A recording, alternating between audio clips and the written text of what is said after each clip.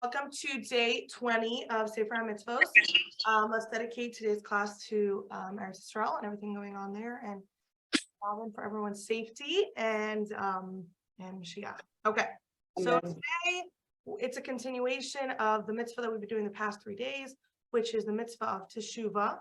So we discussed that a lot, so we're just going to mention it, and now we're going to move on to the next mitzvah, which is positive mitzvah number 10. It's a pretty essential one. And that is the mitzvah where we are commanded to recite the Shema every single day, both in the evening and in the morning.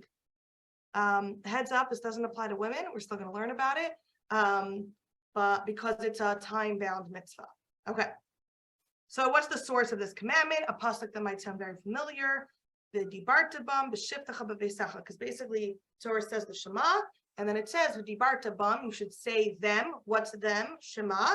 B'shivtecha u'b'veisecha. B'shivtecha means when you're lying down. In other words, when you go to sleep, and u'b'veisecha, and when you're up, when you awake. B'shivtecha u'v'kumecha. I'm sorry, I don't know where I wrote b'veisecha.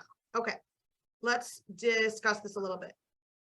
So the book where this is parallel to the book of Mishnah Torah. We're starting a new book, which is called, there's 14 books, which is called the Book of Love. And essentially it's all about our connection to Hashem and expressing our love to Hashem. So we begin the day by expressing our love.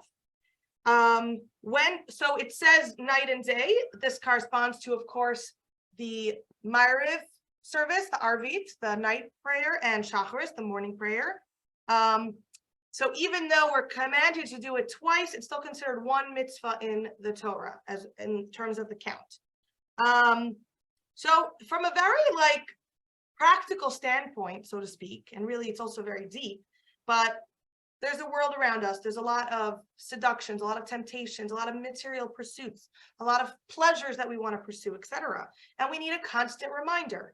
Every single day, let's realign, let's remember what's important, let's remember what we're really about. And so in the morning, we start our day, it sets the tone for the day. Shema, Hashem, I love you, Hashem, I want to be one with Hashem, etc. Hashem is the be-all and end-all, everything that it stands for. And then at night, same thing. Night has its own program. And also then we need to remind ourselves, set the tone for the night. Hashem, Echad, Hashem, end of story. Hashem, Neshama, what really matters. Okay, now let's go a little deeper on the same idea, right? We're not only talking about the literal hours of night and day, we're also referring to our different times in our lives. There's day mode and day moments, and there's night moments. What's day? When everything is clear, when everything is good. And the truth is that brings its own challenge as well, right? They call it the challenge of wealth, or the challenge of living in America, right? When no one's pushing you to be Jewish, and it's so easy to forget about Hashem or not go, right? The Enlightenment has a lot of challenges in terms of our Yiddishkeit that come along with it. So then specifically, we need a reminder of Hashem. And then there's the night. Night is when there is challenges, when there is aggravation and whatever. And even though, ironically, in many ways, we're more aware of Hashem in those times, but we want to make sure it's a proper connection. So no matter what's going on in your life, whether it's an era in general for the Jewish people or specifically, we all experience on a personal level night moments and day moments. Hashem has to be, Shema has to be our marching order regardless of what's going on. Okay. Right, so essentially it's living with God consciousness. It's that is living with God consciousness. I think I like the way we're putting that. Okay, the dibarta bam, it specifically says verbalize, right? And we have to make things real. You could have a thought from here to tomorrow, but you verbalize it. The dibarta bam, verbalize. You have to say the words. Shema Yisrael, Hashem Elokeinu, Hashem Echad, Baruch Shem, V'ahavta, etc. There is a separate mitzvah to daven. Okay, they're two separate mitzvahs. They happen to be very much aligned. And actually, davening, which is tomorrow's mitzvah, so I'm happy we're discussing it for a second. Tomorrow's mitzvah is the mitzvah to daven, to pray. According to the biblical part of prayer is pray. Okay, it's a way of service to Hashem, you pray. The rabbis are the ones that instituted the time of prayer, right? We have Shacharis, Mincha, Ma'ariv. Where do they get this from? Part of it is based on the idea that when it comes to saying Shema, which is essentially the climax of prayer, that's supposed to be said in the morning and in the evening. So that's a huge part of where the rabbis got the idea of when to daven. Torah says daven, let's institute when, based on the Shema. The other thing, of course, that we know it's based on is the sacrifices that were brought up in the temple of Karban Tamid, the regular everyday sacrifices brought up for everybody. And that's really what the prayer times are based on. Okay. Like I said, it's time bound, so women are not obligated. It says b'shach b'cha first because the Jewish day is that night comes first. And of course, there's a conversation. Okay, I'll say it at night. Which part of night?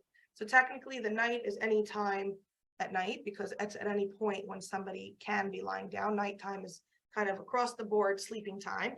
The day is a little more complicated because it says when you arise. Okay, now some people, and the way the Gemara puts it is not well-to-do people, so most of humankind, unfortunately, but maybe in America it's different standards, but get up early, got to go to work, got to go to the fields, whereas a wealthy person, this is how the Gemara explains it, can wake up later. So which standard are we going by? Does it apply all day? This is a huge halachic conversation, so just something interesting to note, but of course this part is all the oral tradition. The Torah says morning, evening. Okay, so that's the mitzvah of saying Shema daily, twice a day. And I just want to touch a little bit on tomorrow, just so we know about it. So the mitzvah is to daven. Now, what is that based on? Which pasuk? There's many, many pasukim, and they're all using the same word of service, avodah. Etc. The word in the Torah that's used for davening is service, and everyone agrees that this is referring to prayer. The work called avoda is referring specifically to prayer. This is something across the board you're going to see in all different parts of the Torah. However, just interesting to note that there is a debate if this is considered a biblical commandment or not. I guess because it's a little bit vague. The Rambam holds that it is. So just interesting to note. That is positive mitzvah number 5. And with that, I will leave you. We'll see you again on Monday. Have an amazing Shabbos. And again, we should hear good news. And we'll continue to pray, but with the sacrifices. We're done with this fake copy imitation version. We want the real deal. All right, good Shabbos, everyone. Thank you for your flexibility. I have a Shabbos party, Mother's Day Shabbos party with Avram. So wish me luck. Happy Mother's Day, Devorah. All right, bye everybody.